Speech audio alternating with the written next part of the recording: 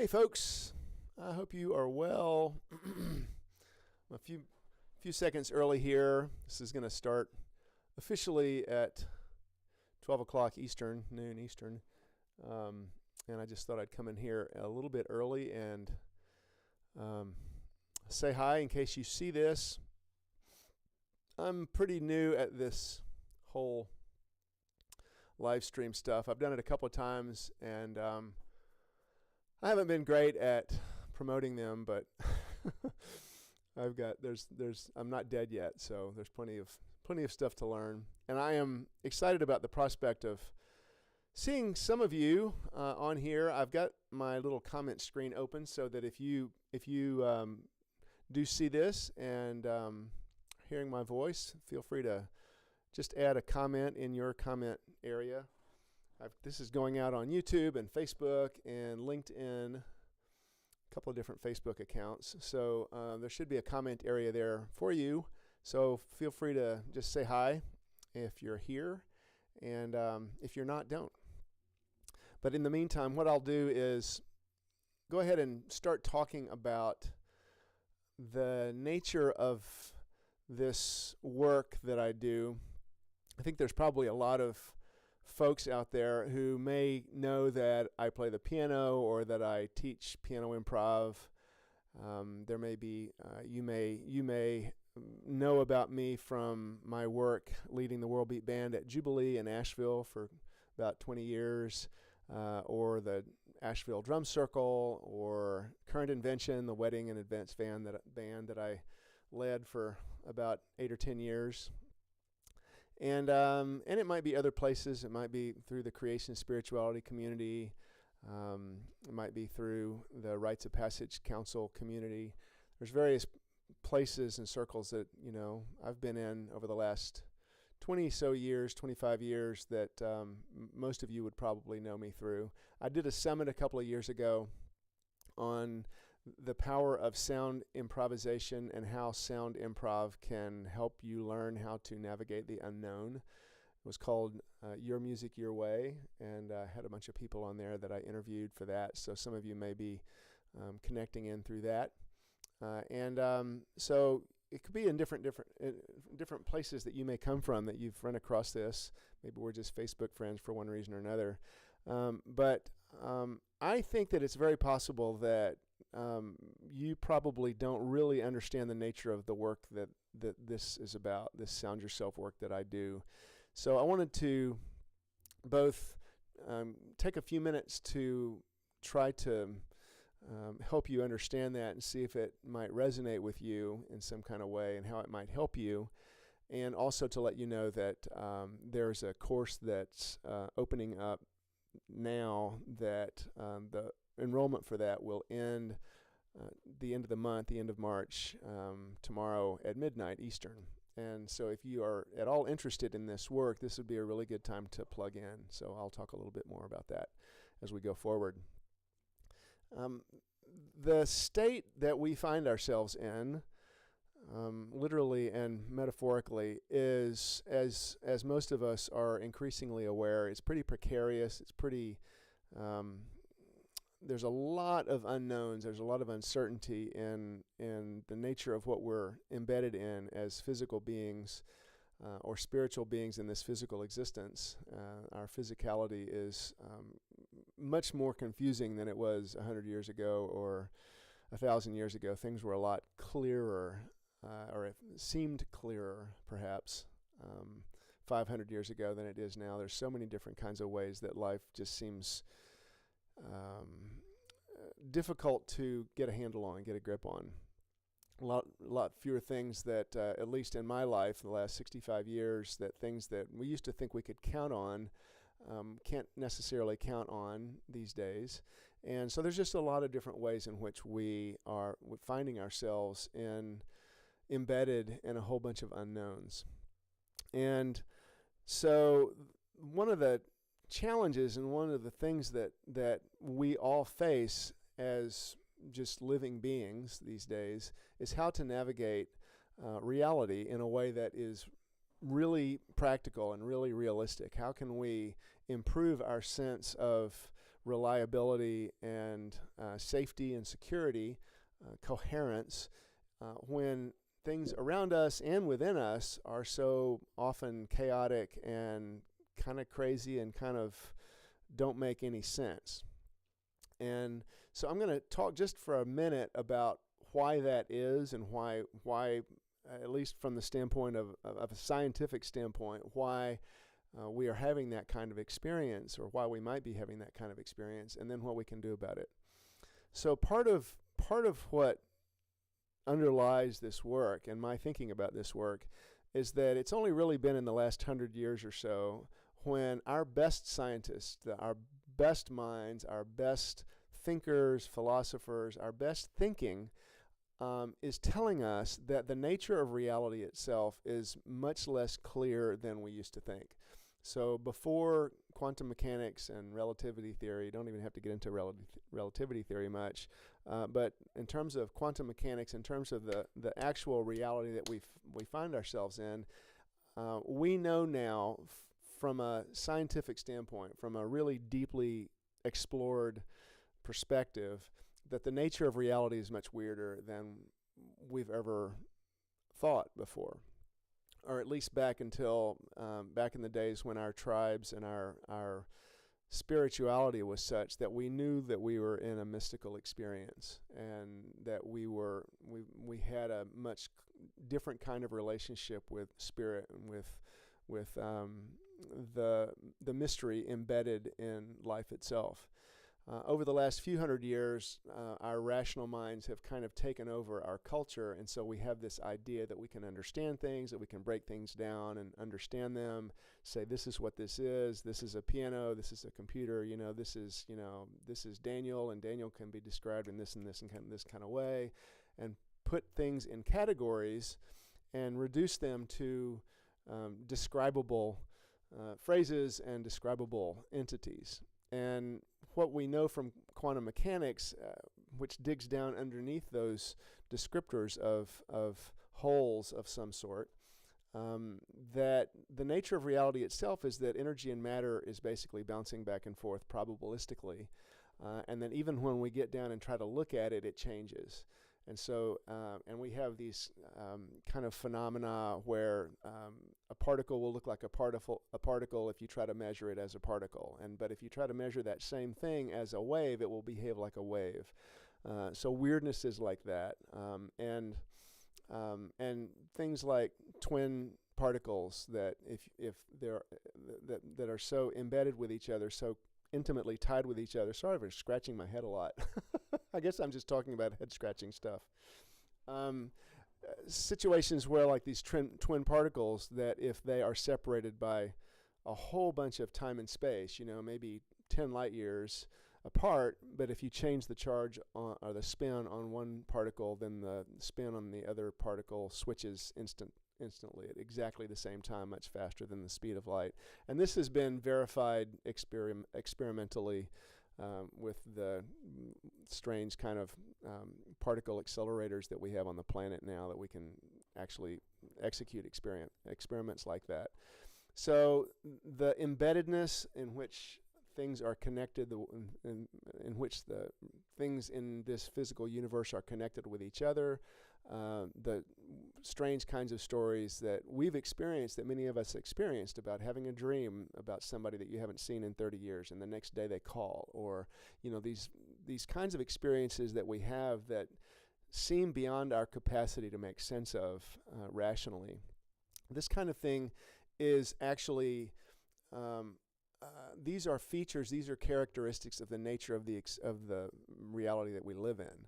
And we know that now from a very, very, very rational, deeply, highly rational, mathematically definable point of view. That's like, this is the nature of the reality that we live in. So we know this intellectually, and we even know it kind of experientially, but we haven't managed to include that in our culture. We haven't included it in our way of working. We haven't included it in our way. And I shouldn't, anything I say is going to be qualified by the fact that a lot of us actually are incorporating this into our lives in practical and meaningful ways. So, but in the larger point of view, in our politics and in our economies, in the way that we deal with nature, in the ways that we deal with each other. For the most part, we haven't included mystery. We haven't included the fundamental place of mystery in our lives in a way that we could, which would actually enable us to function more effectively and efficiently with the reality that we live in. And we often think that to be practical, it's like one thing to sort of have this kind of what is often called magical thinking. We don't necessarily want to go to a place of somehow thinking just because I think something that it's automatically true, or it can be true, but we don't know that it can't actually. There are questions about the kinds of assumptions that we make in our lives that really call all of our thinking into question.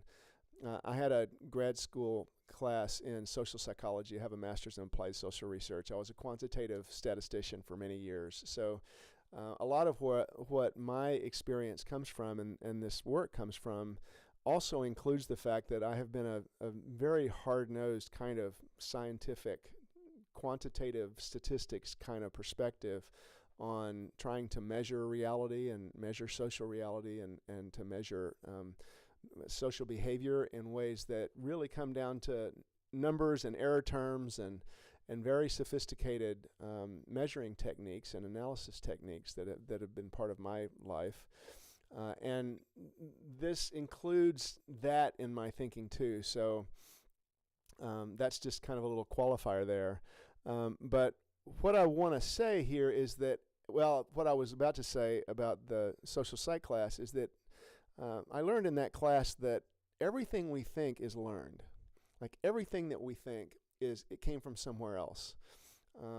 We do have our own perspective, which I'm going to talk about in a minute. But the things that we think, the filters that we have in our brains that filter our experience of reality, is all learned. That all came from somewhere else. So all the various thoughts, memories, fantasies, all of that stuff that's running around up here in my brain in terms of a thought or a belief is something that came from somewhere else. And we have the experience of thinking that we created those things, and all of the meat of it, all of the substance, all of the ingredients in those thoughts came from somewhere else.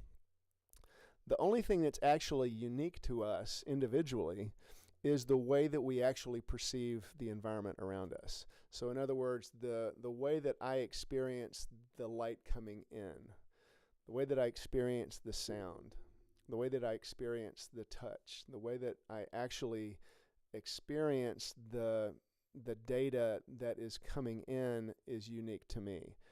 But as much faster actually than I can have that experience, my brain is filtering it and interpreting it and including associations that I have with a particular sound. Like if I hear a dog barking and I get scared because there's some other time in my life when a dog barking was a real danger, and so I had to respond really quickly, and so my brain has developed these programs and patterns to alert me to danger and also to alert me to food when I'm hungry and I need to chase a squirrel or something, or a peanut butter sandwich.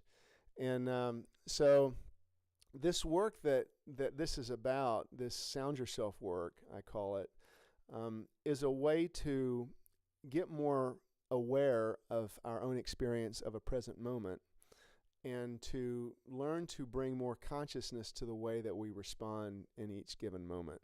So if I'm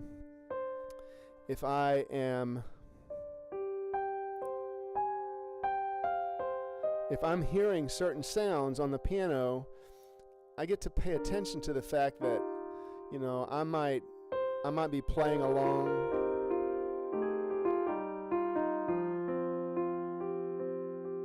and then I might hear a note like that, and I might say, well, that's a wrong note, or I've come to call those.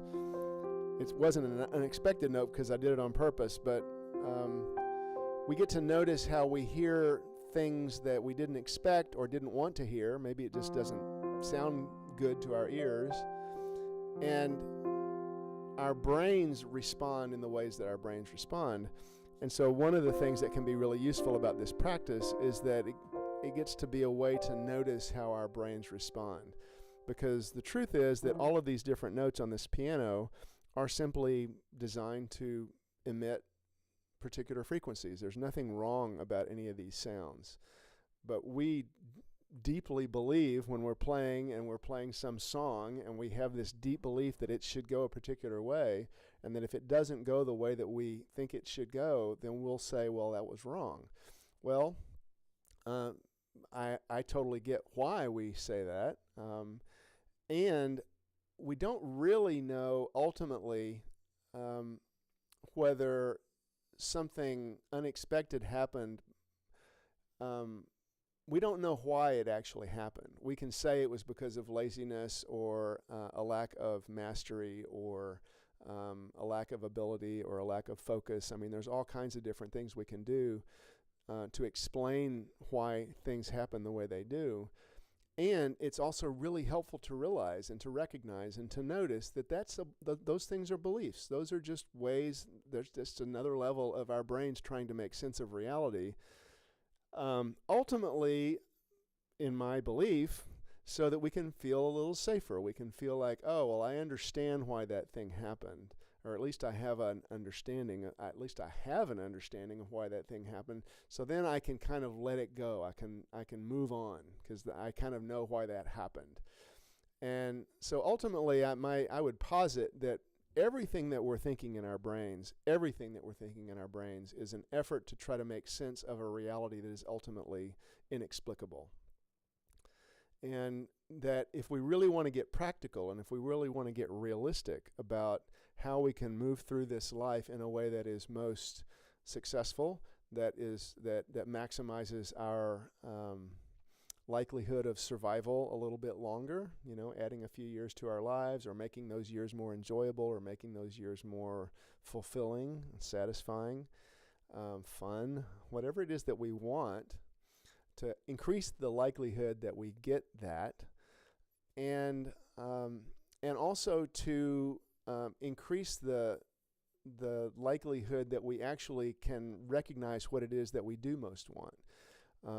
I would say that it's also very possible and very common for most of us, and I'm going to check and see. Oh, there is. Hey, Ryan. I see that you are here, so thanks for being here, my friend. I don't know when you typed that comment, but thanks for commenting, because I've been blabbing here for a while without noticing that you commented, so thanks for that. So anyway, the part of the benefit of this practice is that it not only can help us to recognize what we are thinking, but it also helps to get us underneath the things that we think we want down to what it is that we really want. So it's easy to say that what we want is safety and security. We want to survive. We want to experience peace. We want to experience a sense of safety and security. And then we also want to feel satisfaction. We want to feel connection to others. We want to feel connection to life. We want to feel like that our lives are okay, that it's okay to be here. I had the experience a lot in my life. Is it really okay for me to be here? Is like, am I really loved by life? Am I really, is that something I should be concerned about?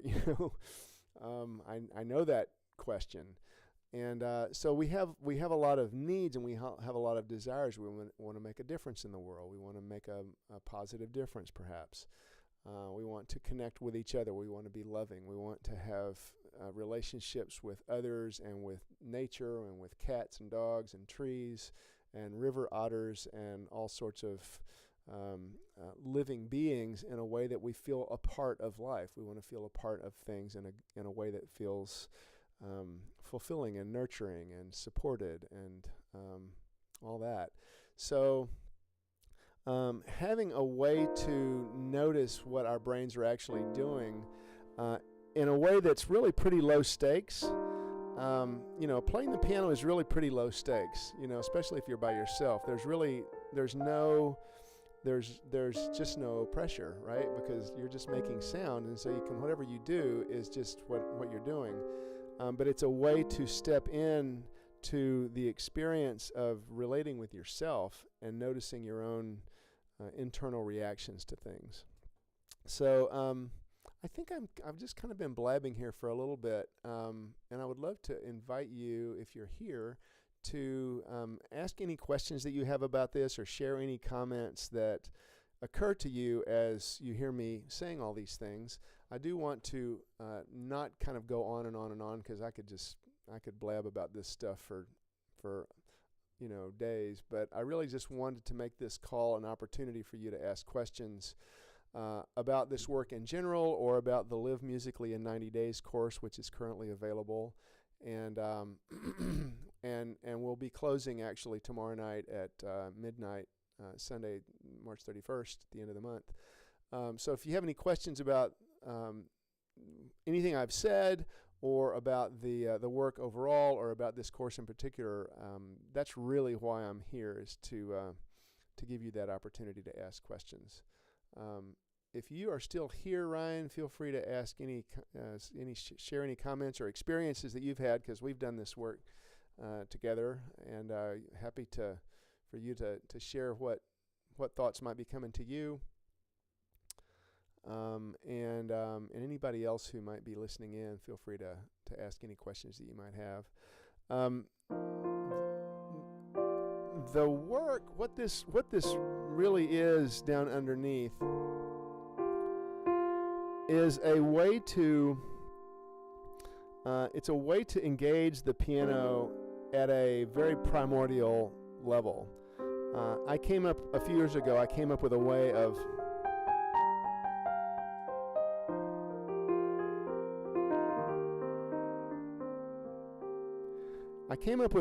relating to the instrument in a way that doesn't require knowledge of music theory, or chords, or scales, or note names. It's a way to immediately start playing if you have never seen a piano before. If you were a cave person and a cargo plane flew over and dropped a piano in your plane, and you opened it up and looked at this thing and thought, what the heck is this? And then you started discovering that, it makes these sounds, and these sounds here, and these sounds in here, and you started realizing that, this is a sound making device. You can just make a bunch of different sounds with it. And what I have done is made it possible for you at that level of relationship with the piano, to know how to make sounds that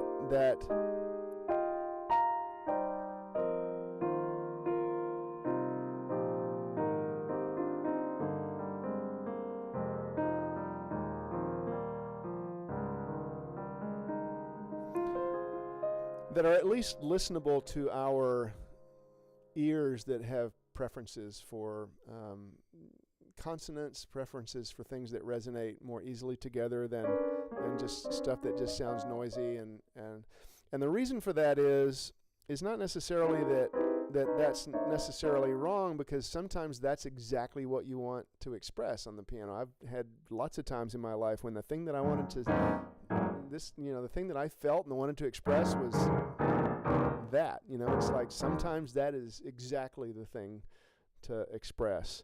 But other times we want to make sounds that sound more pleasant to our ears, that sound more peaceful and listenable, that we might want to lean into in a more pleasant kind of way.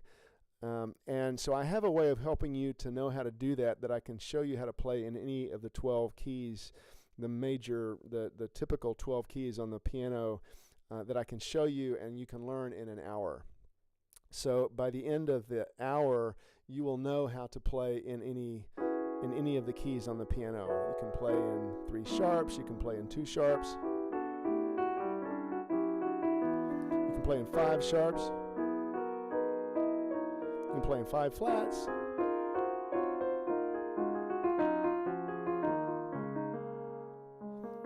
And you can learn that in an hour.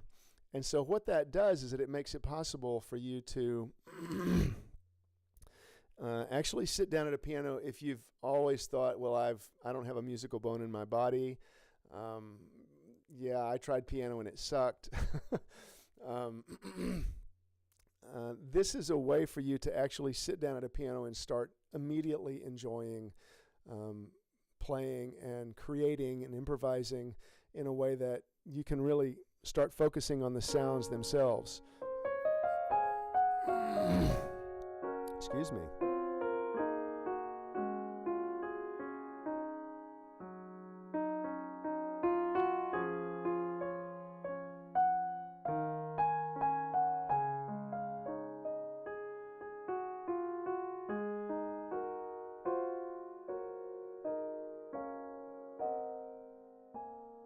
And really start making some,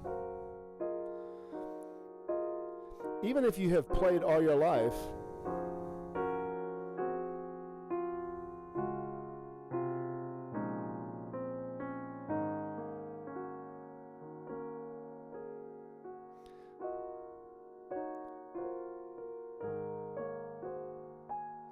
you can start, sorry, something leaped into my throat a while back. You can start playing things that might never occur to you to play if you were thinking in traditional piano chords, typical music theory kinds of ways. You know, you'd think of playing chords.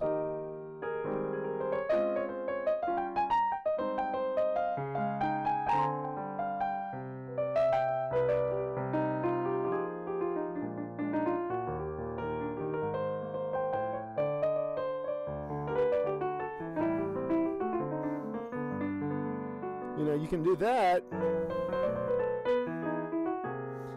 if you know that way of thinking about music and that way of thinking about the piano. This doesn't involve any of that. This is a completely different approach to the instrument, which makes it possible for you to sit down as a cave person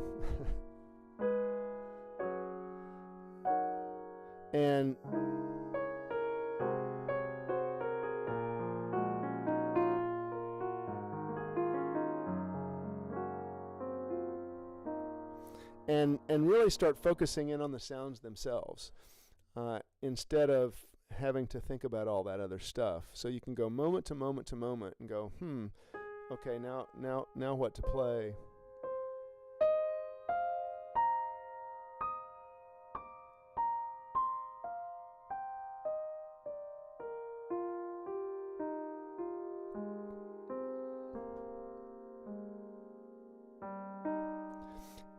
And the real gift in that is that it opens up this space. It's like a portal into your own experience of being, because you're starting to notice how you respond moment to moment to moment to moment to things. And it's like wherever you go, there you are.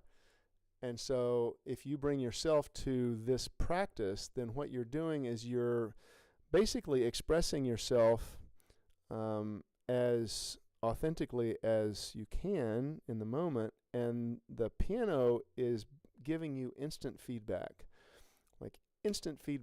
on your own presence, on your own focus on the moment, your own ability to be connected to your creative source energy, what is often called the muse or your intuition or creative source. It's a way to measure and sort of assess the extent to which you are connected to the source of ideas and inspiration that comes from who knows where. This is the opportunity that we have as humans, is to develop our ability to be channels for ideas and possibilities that don't come from our heads, but come from another kind of place, that come from the unknown, that literally come from the unknown. So I mentioned in an email out to my list before this that there's a deep we are facing deep challenges now in this life that involve problems that we have never had to solve before as humans. So we're facing the possibility of, we're already facing mass extinctions. The species have been leaving the planet now for decades in mass. I mean, lots and lots and lots of species have been leaving. And, when I was a kid, you could drink river water. And so it's like we are in the midst of challenges to our own ability to survive that we have never had to face before as humans. And so the answers are not going to come from what we have already learned about how to stop global warming, or how to, we're not going to, those answers are not going to come from stuff we've already learned. It has to come from the unknown. It has to come from sources of inspiration that are beyond what our brains already know. And so to be able to connect to those sources of information is a profoundly practical skill. It's profoundly practical. It's profoundly realistic to connect with inspiration, connect with ideas that transcend the things that we already believe. And so being able to learn how to practice the skills of letting go of what we think we know, and to recognize that we don't know everything, and that learning how to navigate the unknown and learning how to move into unknown territory beyond the impossible. That, like, I practice, I do 15 impossible things every day. It's like that kind of thing, like going to the edge of the possible and then going beyond, and then looking for what might become possible if we had not only the courage, but it does take courage, but the faith to be able to step out into unknown territory and enjoy it. Not only kind of recognize it as a super valuable and important thing for us to do, but to look at it as fun, and to look at it as excitement and possibility and adventure. And part of the gift of being human is to step out into these playful territories and explore, because that's kind of part of our nature. So anyway, that is a lot of what this work is about, is to not only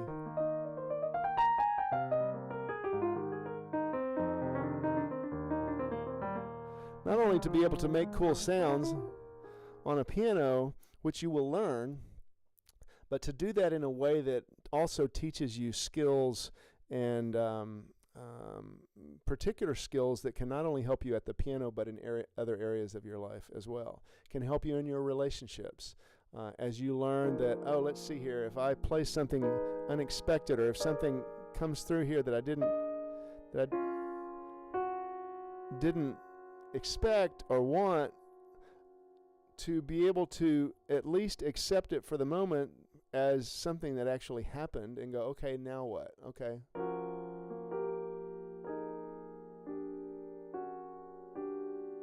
And to be able to, I often say, we'll make it to have been the perfect thing to have been played. So I don't know how helpful this has been. If you have any questions about this work in general, or about this course, Live Musically in 90 Days, I guess I could do this. I can share my screen. I can do that, can't I, Daniel? I think that's actually one of the things that I didn't quite nail down, is how to share a screen with you. Oh heck, that's not what it was. I tell you what I can do, I don't have an immediate way to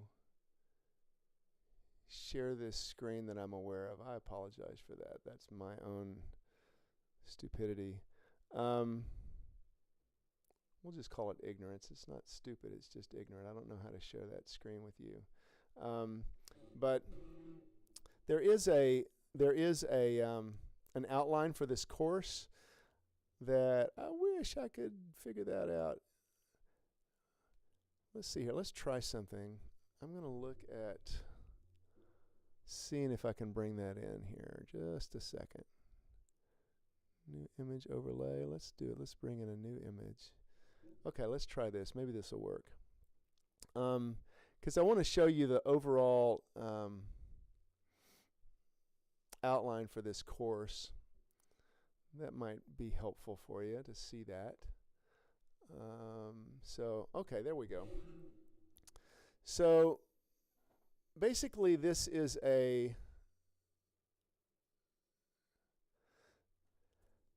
course is called Live Musically in 90 Days. It's a way to practice presence with piano improv. It is a unique program. As far as I know, I'm the only person on the planet that teaches this sort of 12 keys with ease approach, and certainly that has brought all these other aspects of personal development in with it. But it helps people who are unfulfilled and yearning for more to improvise naturally on piano without anxiety or clunkers or regret. You can actually play without worrying about making a whole lot of sour notes. So you can learn how to navigate unknowns of all kinds with confidence. And it's broken into 3 different sections to sort of focus early on just perceiving and listening and noticing what's going on around you. We focus in on the idea that your perspective is unique and legit and essential. So we'll talk about why your perspective is unique. There's a scientific, cellular, biological reason why your perspective is unique. And it's legit because it's yours, and it's essential because all of us are limited in our perspective. And so we talk about why it's so important for each of us to not only know what our perspective is as unfiltered by our brains as possible, like what is your perspective really, not just your mental opinion, but what is your actual experience of being alive.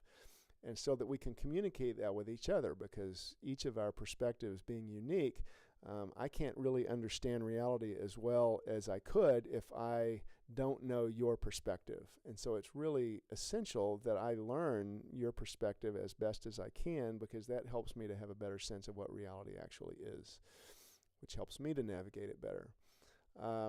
And so the second module in this is to change one thing, change everything. It is possible to get in and change the kinds of things that can make everything different for us. And so if we actually renegotiate our relationship with our brains and with our reactions and our reactivity, then we can bring more consciousness and we can bring more intentionality into the way we operate going forward, which can change our whole experience of living.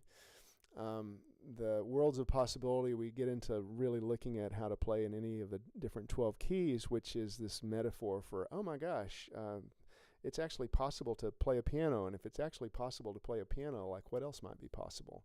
Really opens up the world of possibility. And we look at rhythm.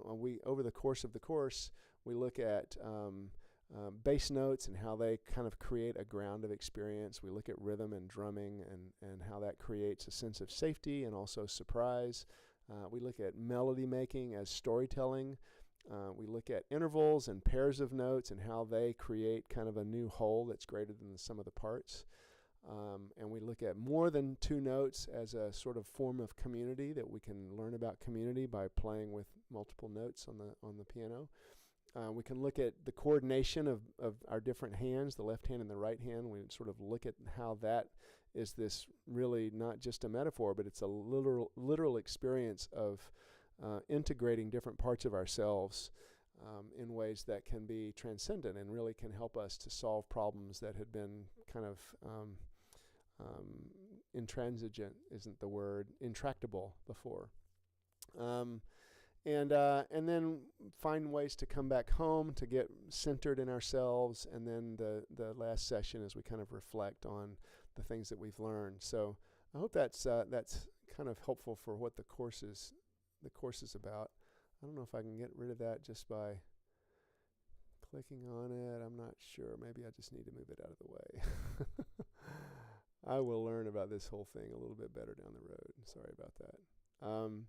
So anyway, that is the overall sense of what this work is about. Again, the course that I'm offering is called Live Musically in 90 Days. It is going to be a group course, a group experience.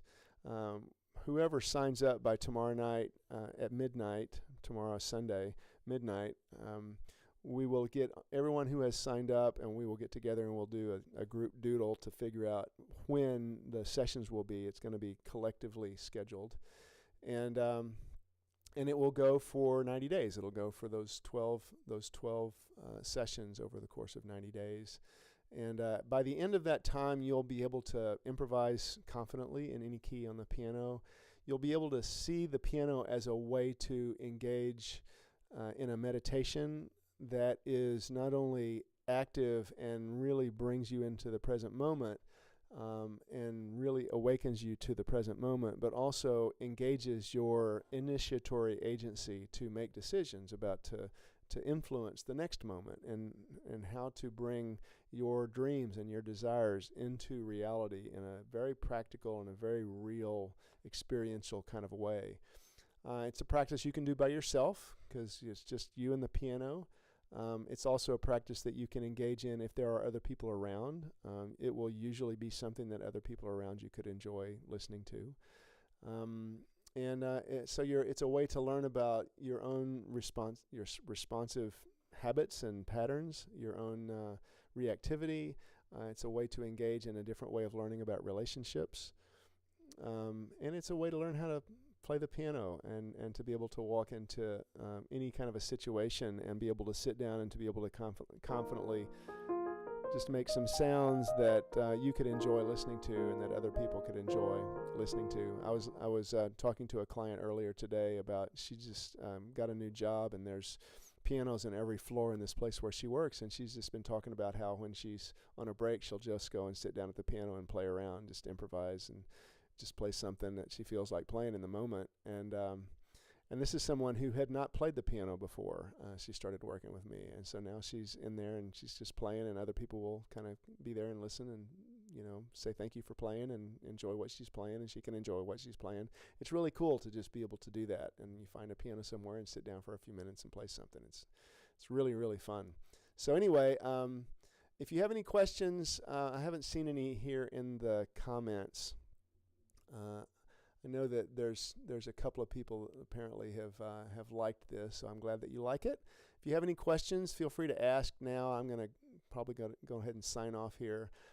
If you would like to explore this, I'll do that. If you'd like to explore this, you can. I'll type in my little schedule here.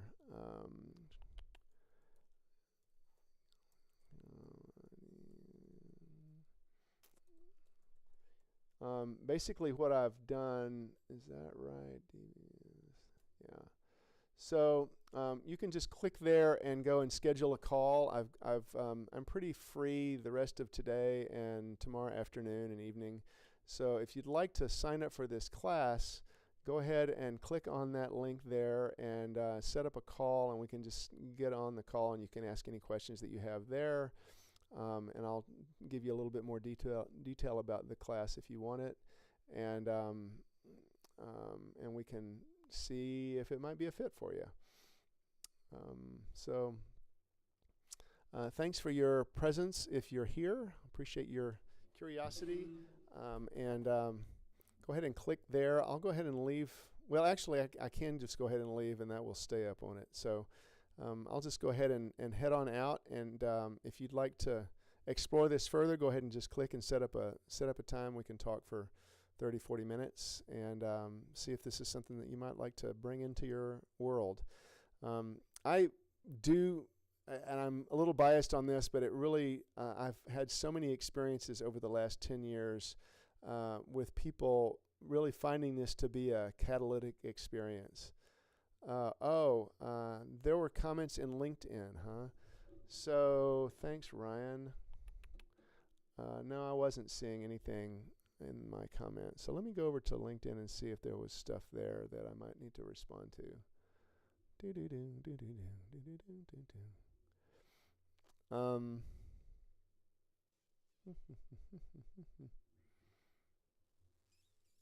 gonna go over there and see if I can find that.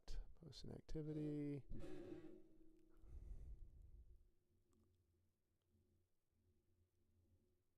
Oh, a few comments. Oh, there are some comments. Okay. Thanks, Ryan. You rock, dude. Oh,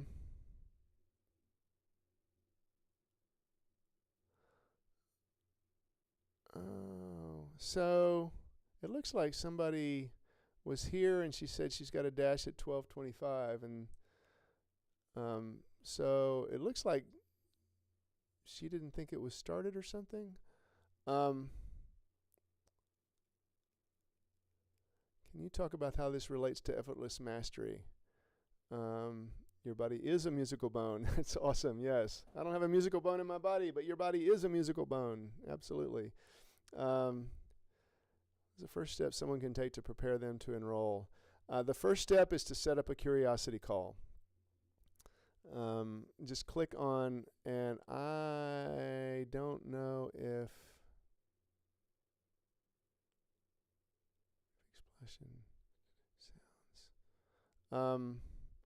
I'll put that in. I'll put that link in. I'm not seeing it here, so I'm going to put that in this description. It's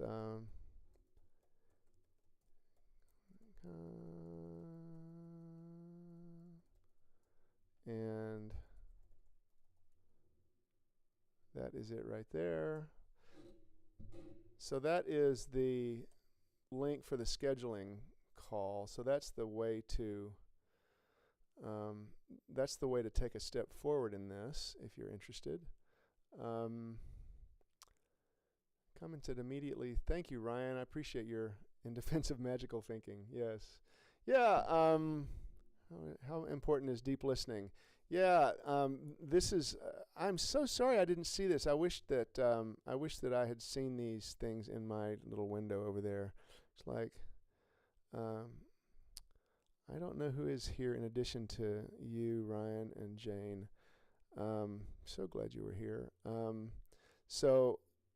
I don't know if you still are, but I will talk to a couple of those questions real quick since you asked these questions.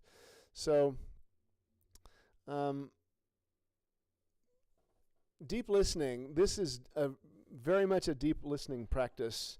I have this tool that I call the Holy Trinity of Improv, which is my experience of what it's like to improvise music with other musicians. And it involves three basic experiences. And the first is to listen carefully. So it's a very much, step one is listen carefully, and we always go back to it. It's always about listening. And so if anything is not quite going as well as you'd like for it to go, then just go right back to listening. So that's first, is to listen carefully, and that you can never listen deeply enough, because what you're really listening for is the thing that's underneath what you're actually hearing. We're listening for sounds. Yes, we want to listen for the sounds, but we also want to listen to how those different sounds relate to each other. We also want to listen to how those sounds are affecting our own reactivity. We're also listening for, like, how is that affecting my body? How is that affecting my emotions? And that process proceeds moment to moment to moment. So how to navigate when things change moment to moment to moment to moment, and our brains want to come up with solutions and conclusions and truths that are reliable, that we can depend on. But when reality changes moment to moment to moment, that gets really gnarly quickly in terms of trying to make sense of things. And so we're listening for insights into how we can connect with the kinds of truths that can be reliably depended on moment to moment to moment to moment to moment. And so I have a lot to say about that in this work, but listening carefully is a vital part of the process of improvising. The second step is to feel deeply and to really notice what's going on in your body. And this is not news to any of us these days. We know how vital it is to be in touch with ourselves physically, to be aware of what's going on in our bodies, to take really good care of our bodies so that they can be efficient instruments of information and energy flow, so that we can have the best experience of living in this physical life that we can. And that is also a really vital part of being the kind of instrument of inspiration and creativity that we'd like to be. And so being really present in hearing the sounds that are actually happening now, but also really noticing what's going on in our bodies as all of that proceeds is also central. It's very core. And from there, we get information and our own discernment about what it is that we want to add to the music. So the third part is to play it out. And so that is a very intricate process of listening and being open to ideas and inspiration from spirit or the muse or whatever you want to call it, and making decisions and funneling it down into, okay, well, I'm going to play this note now I'm going to play this note, now I'm going to play these two. And so that gets really kind of crazy to try to explicate in words, but the experience of it is fascinating. And so that's part of what this work is about, is to really dive into those intricacies moment to moment to moment, and to do that in a way that that we feel skillful, and we feel some mastery, and we feel some ease and some joy. And so that takes us to another one of Ryan's questions. Can you talk about how this relates to effortless mastery? That phrase, effortless mastery, is, I think, the best book title I've ever heard in my life. And it's a book that was written by a guy named Kenny Werner, who is a masterful jazz piano player and teaches jazz, and a real, in my mind, a real influential world shaker in terms of his philosophy about how to improvise in music.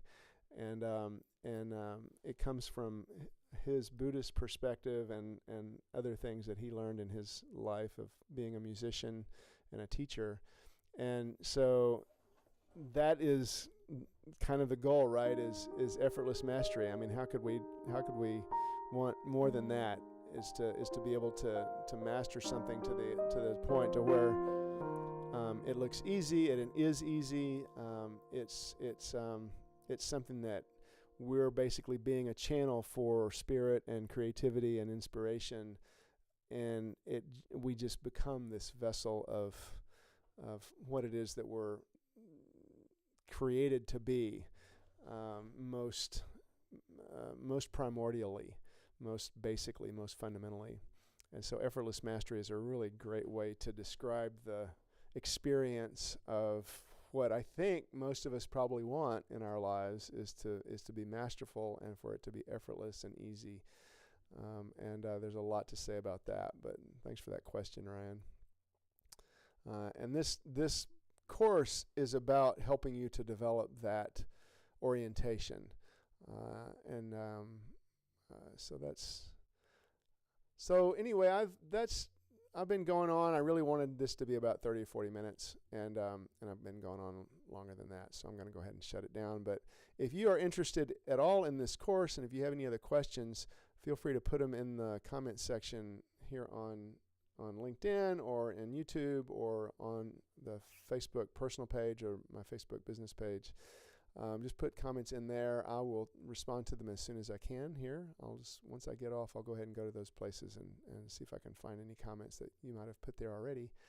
And we'll also invite you to, I'll put a link to my scheduler so you can schedule a curiosity call if you're interested in talking with me about the course or asking any questions about that at all. I'm happy to see if I can help you discern for yourself if this is something you might like to do. The course, the Live Musically in 90 Days course ends, the enrollment ends tomorrow night, Sunday night, March 31st at midnight Eastern.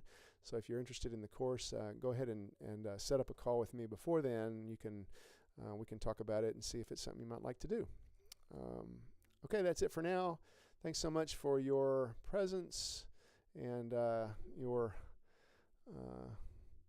your comments, and I hope to chat with you soon. All right, take care.